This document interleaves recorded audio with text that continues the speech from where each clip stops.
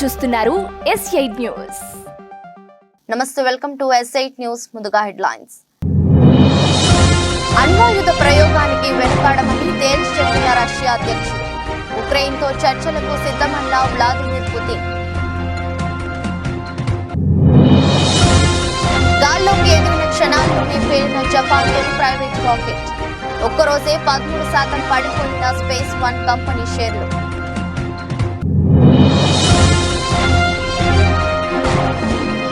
నగరిలో మంత్రి రోజాకు line clear. అసమ్మతి నేతలకు సర్ది చెప్పిన జగన్.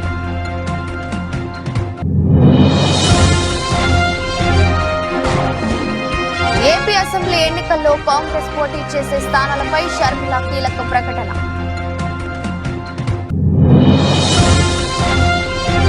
రేషన్ కార్డుతో సంబంధం లేకుండా అందరికీ ఆరోగ్యశ్రీ కసరత్తు చేస్తున్న ప్రభుత్వం.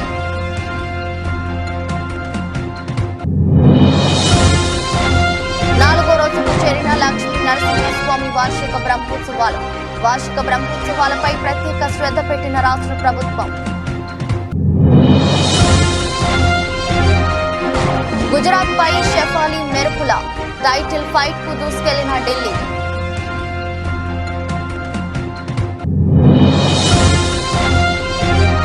అతనిది గొప్ప వ్యక్తిత్వం, అందుకే ప్రేమించా. లవ్ ఎఫైర్ పై తొలిసారి స్పందించిన తాప్సీ.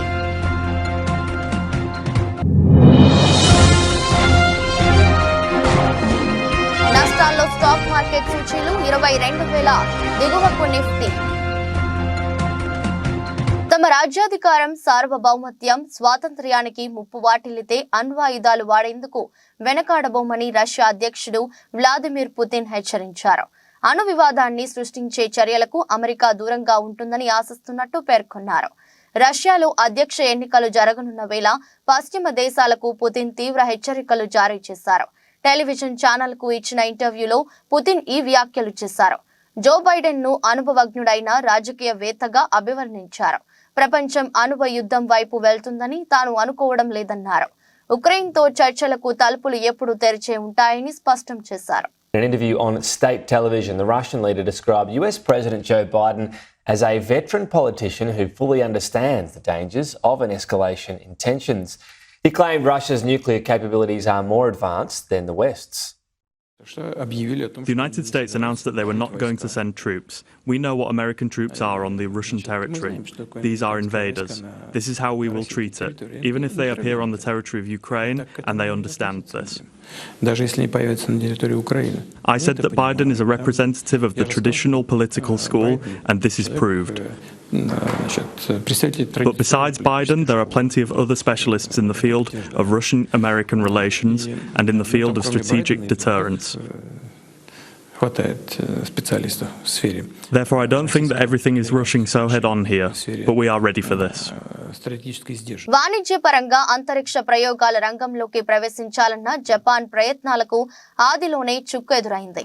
బుధవారం ఉదయం కుషిమేటో పట్టణంలోని లాంచ్ సెంటర్ నుంచి నింగిలోకి బయలుదేరిన దేశంలో తొలి ప్రైవేట్ రాకెట్ కైరోస్ లాంచ్ అయిన కొద్ది సెకండ్లలోనే పేలిపోయింది. ఈ రాకెట్ నింగిలోకి ఎగిరితే జపాన్ చరిత్రలోనే తొలి ప్రైవేట్ రాకెట్ నింగిలోకి ఎగిరిన రికార్డు క్రియేట్ అయ్యేది. ఈ రాకెట్ ను స్పేస్ వన్ అనే స్టార్టప్ కంపెనీ తయారు చేసింది. 59 అడుగుల పొడవైన కైరోస్ రాకెట్ ఘన ఇంధనంతో పనిచేస్తుంది. కైరోస్ రాకెట్ ప్రభుత్వానికి చెందిన శాటిలైట్ ను నింగిలోకి మోసుకెళ్లాల్సి ఉంది. రాకెట్ పేలిపోవడంతో భారీగా మంటలు ఎగిసిపడ్డాయి. శిథిలాలు సమీపంలోని పర్వతాలు సముద్రం మీద చెల్లా చెదురుగా పడ్డాయి. ఈ రాకెట్ మార్చి 9వ తేదీనే లాంచ్ కావాల్సి ఉండగా పలు కారణాల వల్ల లాంచింగ్ వాయిదా పడింది. రాకెట్ పేలిపోవడంతో స్పేస్ వన్ కంపెనీ షేర్లు జపాన్ స్టాక్ మార్కెట్లో ఒక్కరోజే 13% పడిపోయాయి.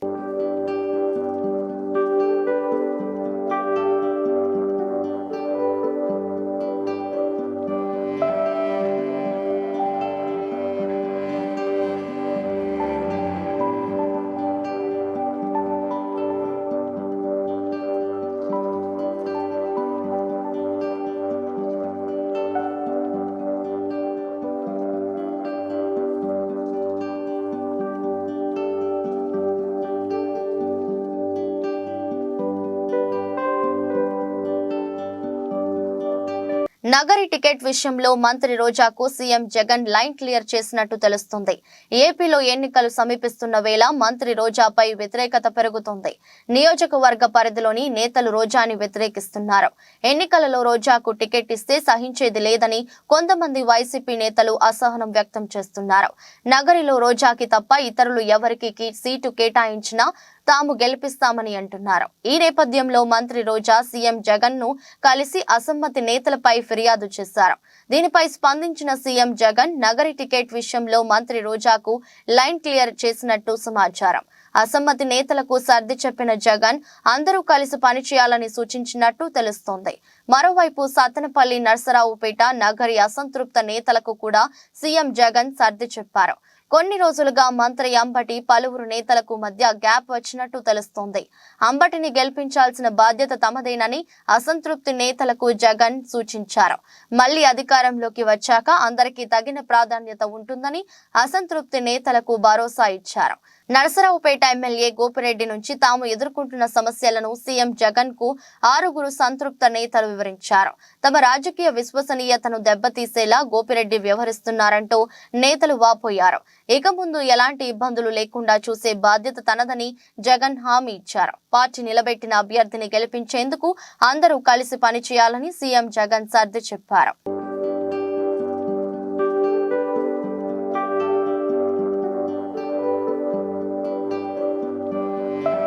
ఏపీలో 175 అసెంబ్లీ స్థానాల్లో కాంగ్రెస్ పార్టీ పోటీ చేస్తుందని ఆ పార్టీ రాష్ట్ర అధ్యక్షురాలు వైఎస్ షర్మిల చెప్పారు. కాంగ్రెస్ ఏపీలో ఉందనడానికి 1500 అప్లికేషన్లు రావడం నిదర్శనమన్నారు. అభ్యర్థుల ఎంపిక పారదర్శకంగా జరుగుతుందని షర్మిల తెలిపారు. బీజేపీ ఇతర పార్టీలు అభ్యర్థుల ఎంపిక ఈ విధంగా జరగదన్నారు. బీజేపీ ఇతర రీజనల్ పార్టీలు నియంతలా తయారవుతున్నాయని షర్మిల చెప్పారు. అసెంబ్లీ, లోక్సభ స్థానాల్లో పోటీకి అప్లికేషన్ పెట్టుకున్న అభ్యర్థుల మీద చర్చ జరిగింది. గత ఎన్నికల్లో కాంగ్రెస్ కు 1% మాత్రమే ఓట్లు వచ్చాయి. అసెంబ్లీ, లోక్సభ సీట్లలో గట్టి పోటీ ఇవ్వగలము. ఎన్నికల్లో కాంగ్రెస్ పార్టీ నాయకులు మొత్తం సైనికులుగా పనిచేయాలి. పార్టీ ఆదేశిస్తే ఎవరైనా ఎక్కడి నుంచైనా పోటీ చేయాల్సిందే. సిపిఎం, సిపిఐ పార్టీలతో చర్చలు జరుపుతున్నాం. అందరినీ కలుపుకొని ముందుకు వెళ్తాం. కాంగ్రెస్ పార్టీ మొదటి నుంచి ప్రత్యేక హోదా, విభజన హామీల కోసం పోరాటం చేస్తుంది. గతంలో ప్రత్యేక హోదా మీద మాట్లాడిన సీఎం జగన్ ఇప్పుడు ఎందుకు మాట్లాడటం లేదు? ప్రత్యేక హోదాపై జగన్ సమాధానం చెప్పాలి. ప్రత్యేక హోదా, పోలవరం, రాజధాని అంశాలపై కాంగ్రెస్ పార్టీ బలంగా నిలబడుతుంది అని షర్మిల అన్నారు.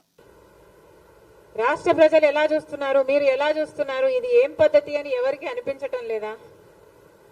అసలు గమనించాల్సిన పాయింట్ ఏమిటంటే మన రాష్ట్రంలో ప్రత్యేక హోదా గురించి ఊసే లేకుండా చేశారు తెలుగుదేశం పార్టీ, వైసీపీ పార్టీలు కలిసి.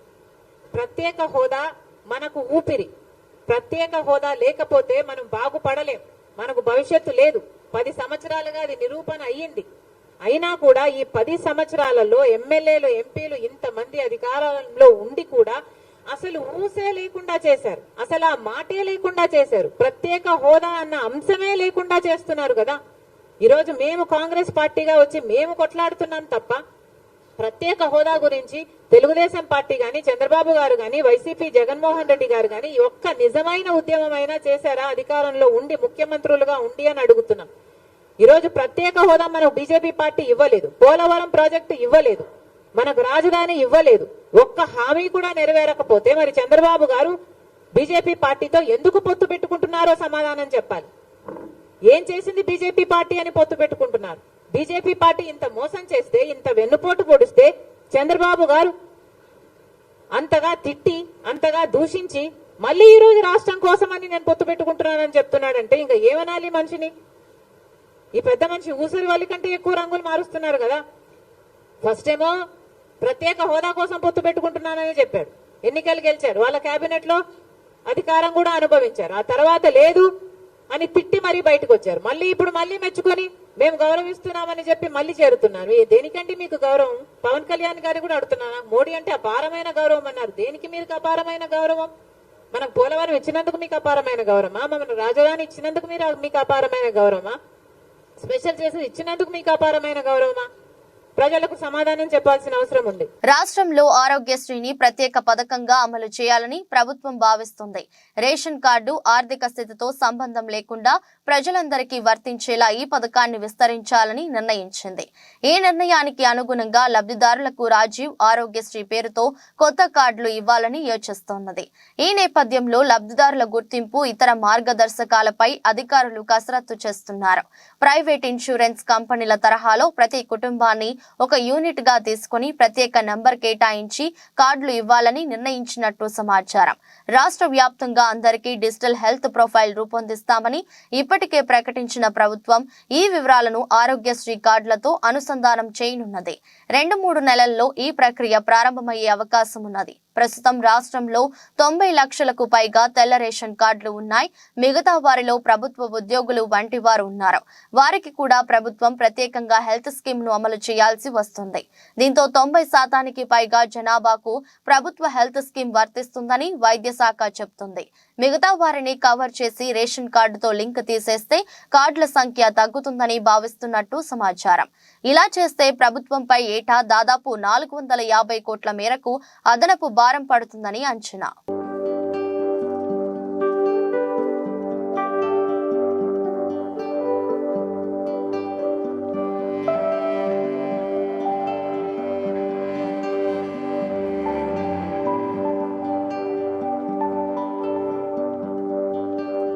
భక్తుల ఇలవేల్పు దైవం యాదగిరిగుట్ట శ్రీ లక్ష్మీ నరసింహస్వామి వార్షిక బ్రహ్మోత్సవాలు వైభవంగా జరుగుతున్నాయి.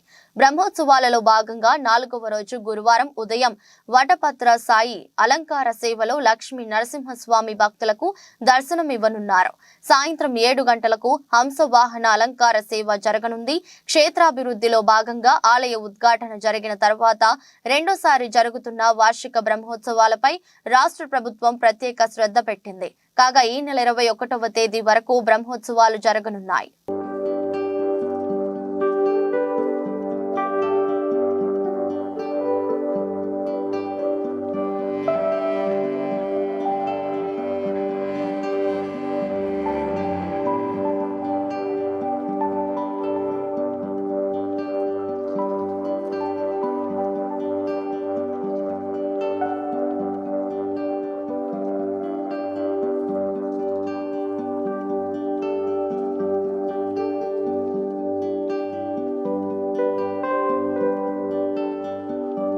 ములుగు నియోజకవర్గంలోని పెద్దాపూర్, గుర్రంపేట, బౌసింగ్పల్లి, సుబ్బక్కపల్లి గ్రామాల్లో 2,34 లక్షలతో చేపట్టిన పలు అభివృద్ధి కార్యక్రమాలను కొబ్బరికాయ కొట్టి ప్రారంభించిన రాష్ట్ర పంచాయతీరాజ్ గ్రామీణాభివృద్ధి స్త్రీ సంక్షేమ శాఖ మంత్రి వర్యులు డాక్టర్ ధనసరి అనసూయ సీతక్క. ఈ సందర్భంగా మాట్లాడుతూ కాంగ్రెస్ పార్టీ ఎన్నికల సందర్భంగా ఇచ్చిన హామీని ప్రభుత్వం ఏర్పడిన 100 రోజుల్లోనే అమలు చేస్తున్నామని, మహిళలకు ఉచిత బస్ ప్రయాణం, 500కే గ్యాస్ సిలిండర్, ఆరోగ్యశ్రీ, 10 లక్షలు నిరుపేదలకు, 5 లక్షలతో ఇందిరమ్మ ఇళ్లు, మహిళలకు వడ్డీ లేని రుణాలు, ఇలా అన్ని గ్యారెంటీలను అమలు చేస్తున్నామని, రాబోయే పార్లమెంట్ ఎన్నికల్లో కూడా ప్రజలందరూ కాంగ్రెస్ పార్టీకి మద్దతుగా తోడుగా ఉండాలని మంత్రి వర్యులు సీతక్క అన్నారు. ఈ కార్యక్రమంలో వివిధ శాఖల అధికారులు మరియు కాంగ్రెస్ పార్టీ జిల్లా, బ్లాక్, మండల, గ్రామ నాయకులు, కార్యకర్తలు ఉన్నారు. మరి మహిళలందరికీ కూడా ఉచిత బస్సు ప్రయాణం ఏర్పాటు చేసి ఇప్పటి వరకు 30 కోట్ల ప్రయాణాలు ఒక్కొక్క అక్క 10-20 సార్లు బస్సు ప్రయాణం చేసి, కానీ మనం బస్సు ప్రయాణం పెట్టినాక ఊళ్ళకు బస్సులు రావద్దు అని పాపం ఆటో సోదరులను టీఆర్ఎస్ వాళ్ళు రెచ్చగొట్టి కొంతమందిని ఆటోలను కాలబెట్టేటట్టుగా ప్రోత్సహించి ఊరూర్లో బస్సులో తిరగద్దని అడ్డుకునే ప్రయత్నం చేస్తా ఉన్నాం. మేమేమంటామంటే ఆటోల టైంలో ఆటోలు తిరుగుతాయి, ఎందుకంటే పొద్దున సాయంత్రం బస్సు వస్తుంది. ఇప్పుడు ఇక్కడ నుంచి హన్మకొండ పోవాలి, మరి ఆటో హన్మకొండ దాకా వస్తుందా? రాదు కదా. మరి అట్లా హన్మకొండ దాకా పోవాలంటే కనీసం 200 రూపాయలన్నా ఖర్చు వస్తుంది. 200 రూపాయలు నెలకు ఒక 4-5 సార్లు పోయేటోళ్ళు అయితే మరి ఒక 2-3 వేల రూపాయలన్నా వాళ్ళకు మిగులుతాయి ఆడోళ్ళకు, అక్కలకు అని మన సీఎం రేవంత్ రెడ్డి గారు, సోనియమ్మ ఆదేశం మేరకు ఉచితంగా బస్సు ప్రయాణం పెట్టింది. ఎవరెన్ని అడ్డుకున్నా 30 కోట్ల ప్రయాణాలు అంటే మన మహిళలు అన్ని సార్లు బస్సులు ఎక్కి దిగింది. అదే కాకుండా మరి ఆరోగ్యశ్రీ ఏదన్నా అయితే 10 లక్షల వరకు కూడా ఫ్రీగా వైద్యం అందుతుంది. మరి దానితో పాటు మేము ఇక్కడే ఉండి 200 యూనిట్ల కరెంటు ఫ్రీగా ఇస్తామని చెప్పినాం ఆ రోజు ఎన్నికల కంటే ముందు. కాంగ్రెస్ వాళ్ళు ఇచ్చేది అవుతుందా కాదు అని అన్నారు. కానీ 200 యూనిట్ల కరెంటు మరి రేపటి నుంచి వచ్చేటువంటి బిల్లు మీకు కరెంటు బిల్లు ఉండదు.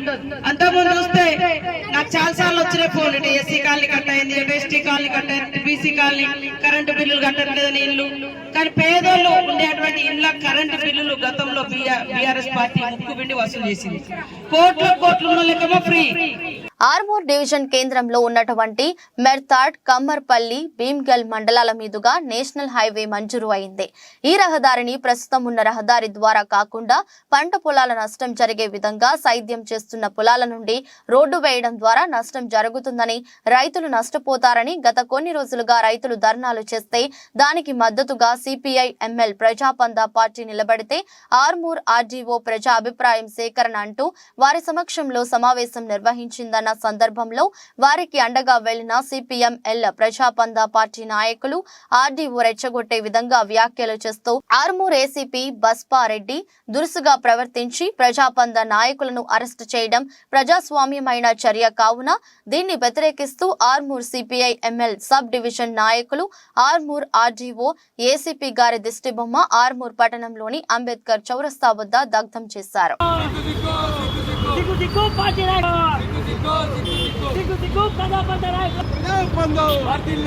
రైతుల పక్షాన మాట్లాడమే నేరమా? రైతుల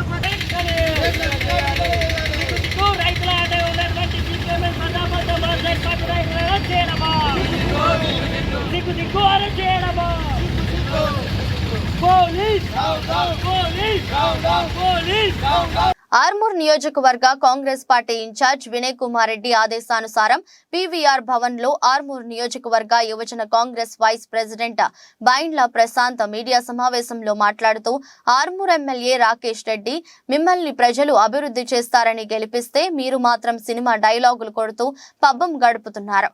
బిడ్డ రాకేష్ రెడ్డి కాంగ్రెస్ నాయకుల గురించి ఇష్టానుసారంగా మాట్లాడితే నీకు పుట్టగతులు ఉండకుండా చేస్తామన్న విషయాన్ని గుర్తుంచుకోండి.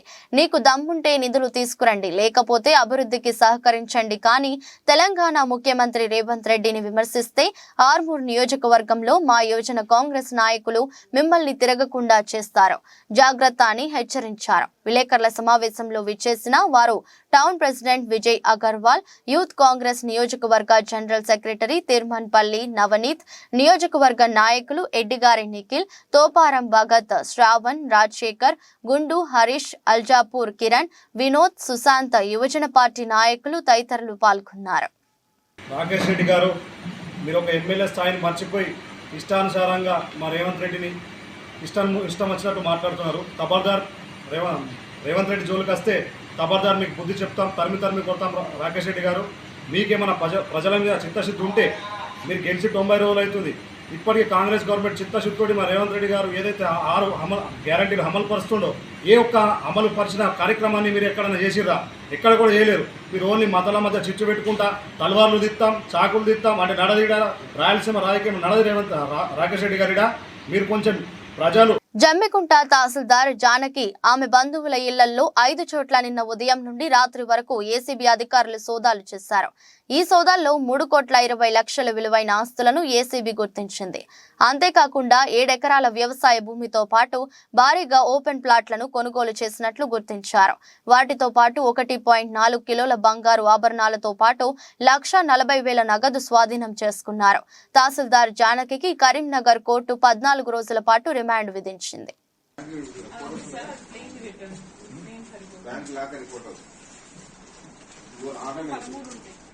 అవి బిడ్డలు సీసీ కార్డు పెట్టు, క్యాష్ కూడా పెట్టు సార్, క్యాష్ నాకు 2 పెట్టాలి.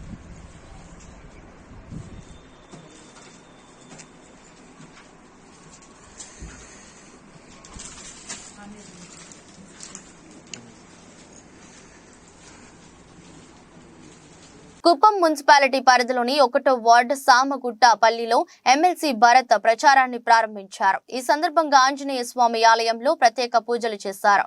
అనంతరం ప్రతి ఇంటికి వెళ్లి ప్రజల సమస్యలను అడిగి తెలుసుకున్నారు. రాబోయే ఎన్నికల్లో కుప్పం ఎమ్మెల్యేగా తనకు ఒక అవకాశం ఇవ్వాలని కోరారు. వైసీపీ ప్రభుత్వ హయాంలో ప్రజలందరూ సంతోషంగా ఉన్నారన్నారు. మరిన్ని సంక్షేమ పథకాలు రావాలంటే రాబోయే ఎన్నికల్లో వైసీపీ ప్రభుత్వానికి ప్రజలందరూ ఓటు వేసి గెలిపించాలన్నారు. ఈ కార్యక్రమంలో municipal chairman doctor Sudheer, ward కౌన్సిలర్లు మరియు వైసీపీ నేతలు, కార్యకర్తలు తదితరులు పాల్గొన్నారు. 2024వ సార్వత్రిక ఎన్నికలకు సంబంధించి కుప్పం నియోజకవర్గంలో వైఎస్ఆర్సీపీ పార్టీ ఎలక్షన్ క్యాంపెయిన్ అనేది స్టార్ట్ చేయడం జరుగుతోంది. గడిచిన 4.5 సంవత్సరాలుగా జగన్మోహన్ రెడ్డి గారి నాయకత్వంలో ఎటువంటి లబ్ధి ప్రతి ఇంటికి చేరింది, ఏ రకమైనటువంటి అభివృద్ధి ప్రతి ఒక్క ప్లేస్కి చేరింది అనేది గుర్తు చేస్తూ మరొక్కసారి జగన్మోహన్ రెడ్డి గారు అధికారంలోకి రాకపోతే పేదవాడు అనేటటువంటి వాడు చాలా నష్టపోతాడు. కాబట్టి రాబోయేటటువంటి తరానికి తీవ్రమైనటువంటి అన్యాయం జరుగుతుంది. కాబట్టి వాటన్నిటినీ కూడా ప్రజలకు మరొకసారి గుర్తు చేస్తూ కరోనా సమయంలో కానీ ఆ తర్వాత ఎక్కడెక్కడైనా ప్రాబ్లమ్స్ ఉంటే ప్రతి ఒక్క ప్రాబ్లమ్ని వైఎస్ఆర్సీపీ పార్టీ కానీ వైఎస్ఆర్సీపీ పార్టీ శ్రేణులు కానీ ముందుండి ఆ ప్రాబ్లమ్స్ అన్నింటినీ కూడా క్లియర్ చేసుకుంటా ఈ 4.5 years కూడా మేము పనిచేయడం జరిగింది. వాటన్నిటిని కూడా ప్రజలకు ఒకసారి మౌలాలి డివిజన్ కార్పొరేటర్ గున్నాల సునీత శేఖర్ యాదవ్ ఆధ్వర్యంలో కాలనీ సంఘాల ఆత్మీయ సమ్మేళనం నిర్వహించారు. ఈ సమావేశానికి మల్కాజ్గిరి పార్లమెంట్ అభ్యర్థి ఈటెల రాజేందర్ ముఖ్య అతిథిగా విచ్చేసి ప్రారంభించారు. అనంతరం ఆయన మాట్లాడుతూ కరోనా టైంలో అతి తక్కువ కాలంలో వ్యాక్సిన్ తయారు చేసి ఇచ్చిన ఘనత నరేంద్ర మోదీ గారిదని అన్నారు. ప్రపంచం అన్ని రంగాల్లో భారతీయ దేశం గర్వంగా అనుకుంటున్నాము అంటే నరేంద్ర మోదీ కృషి వల్లే అయిందన్నారు. 378 చేసిన ఘనత ఏకైక నాయకుడు ప్రధాని నరేంద్ర మోదీ గారిని గుర్తు చేశారు. ఈ దేశంలో 130 కోట్లు వ్యయం కట్టించిన ఘనత నరేంద్ర మోదీ గారిని ప్రజలంతా గర్వపడే విధంగా చేశారు. 3వసారి ప్రధాని కావడం ఖాయమని కొనియాడారు. ఈ కార్యక్రమంలో నాయకులు కృష్ణ యాదవ్, వికే మహేష్, బాలచందర్, సాయిబాబా, శివ, శ్రీనివాస్ యాదవ్, ప్రసన్న, రాధాబాయ్, సుజాత, అరుణ, అలివేలు తదితరులు పాల్గొన్నారు. అని చెప్పి ప్రాధేయపడితే ఆ 370 సీట్లలో మల్కాజ్గిరి కూడా ఉండాలని చెప్పి నేను ప్రాధేయపడతాను.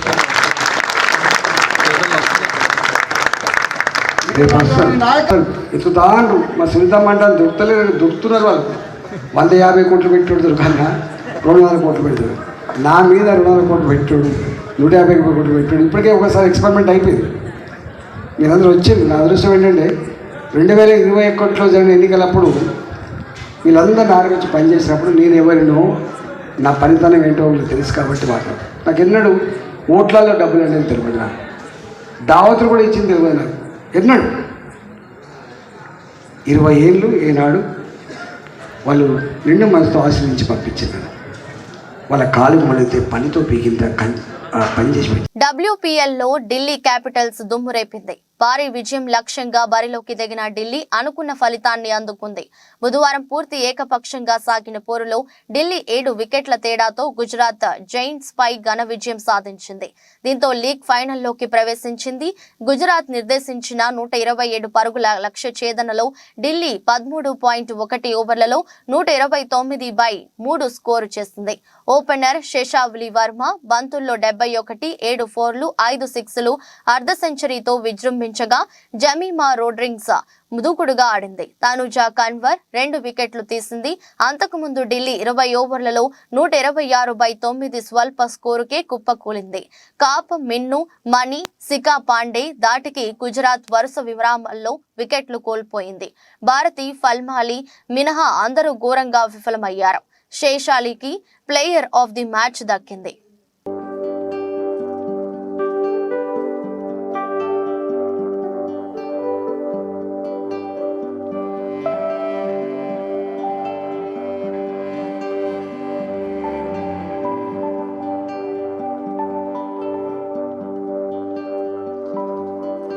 ప్రియుడు మదియాస్ బో గురించి తొలిసారి తన మనసులోని మాటల్ని బయటపెట్టింది అగ్ర కథానాయక తాప్సీ. డెన్మార్క్ బ్యాడ్మింటన్ ప్లేయర్ అయిన మదియాస్ బోతో ఈ అమ్మడు తన గత 9 ఏళ్లుగా ప్రేమలో ఉంది. అయితే తన లవ్ అఫైర్ పై ఈ భామ ఇప్పటి వరకు ఎక్కడా స్పందించలేదు. ఈ జంట త్వరలో పెళ్లి పీటలెక్కబోతున్నారని వార్తలు వస్తున్నాయి. ఈ నేపథ్యంలో మదియాస్ పో గురించి ఆసక్తికరమైన వ్యాఖ్యలు చెప్పింది తాప్సీ. మదియాస్ పరిచయం కాకముందు నేను కొంతమంది అబ్బాయిలతో స్నేహం చేశాను, కానీ ఎవరి వ్యక్తిత్వం నన్ను ఆకట్టుకోలేదు. పురుషుల్లో నిజాయితీతో పాటు జీవితం పట్ల పరిణతి ఉండాలని క్రమంగా తెలుసుకున్నాను. ఈ లక్షణాలు మతియాస్ పోలో పుష్కలంగా ఉన్నాయి. అతను నా జీవితానికి భద్రత కల్పించగలడని మా ప్రయాణంలో అర్థం చేసుకున్న గొప్ప వ్యక్తిత్వం కలిగిన అతనితోనే జీవితాన్ని పంచుకోవాలని నిర్ణయించుకున్నా అని తాప్సీ చెప్పుకొచ్చింది. అయితే పెళ్లి వార్తలపై స్పందించడానికి ఈ భామ నిరాకరించింది. సమయం వచ్చినప్పుడు తానే ఈ విషయాన్ని వెల్లడిస్తానని చెప్పుకొచ్చింది.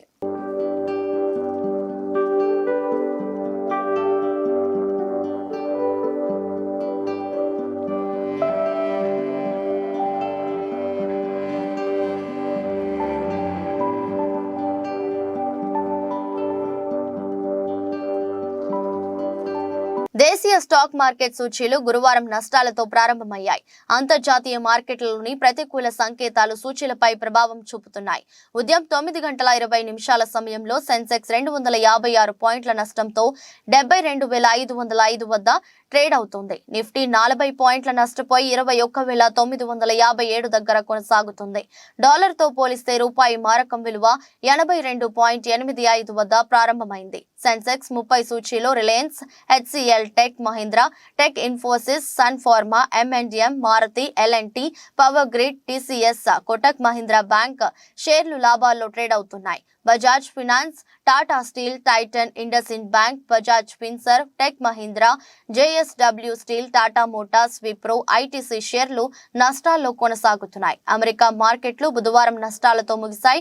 నేడు ఆసియా పసిఫిక్ ప్రధాన సూచీలు మిశ్రమంగా ట్రేడ్ అవుతున్నాయి. అంతర్జాతీయ మార్కెట్లో బ్యారెల్ బ్రెంట్ చమురు ధర $80.20 వద్ద ట్రేడ్ అవుతుంది.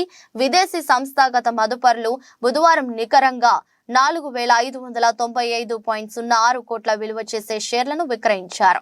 దేశీయ సంస్థాగత మదుపరులు 9,093.72 కోట్ల స్టాక్స్ ను కొనుగోలు చేశారు.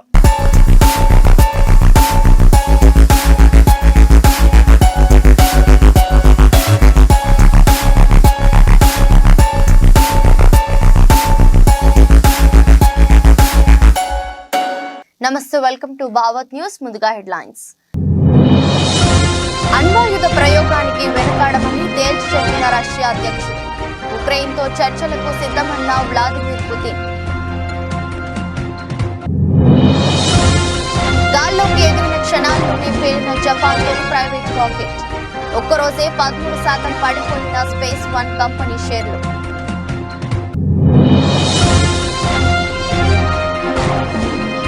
నగరిలో మంత్రి రోజాకు లైన్ క్లియర్. అసమ్మతి నేతలకు సర్ది చెప్పిన జగన్.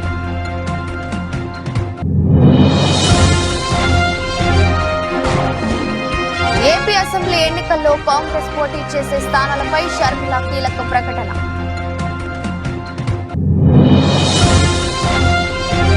రేషన్ కార్డుతో సంబంధం లేకుండా అందరికీ ఆరోగ్యశ్రీ కసరత్తు చేస్తున్న ప్రభుత్వం.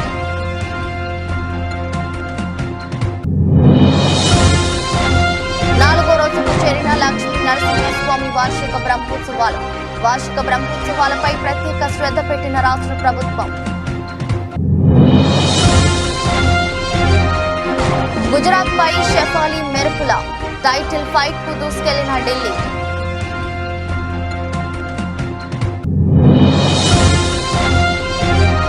అతనిది గొప్ప వ్యక్తిత్వం, అందుకే ప్రేమించా. లవ్ అఫైర్ పై తొలిసారి స్పందించిన తాప్సీ.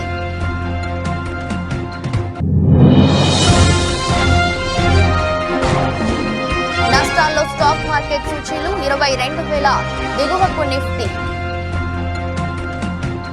నమస్తే, welcome to Telangana capital news. ముందుగా హెడ్లైన్స్.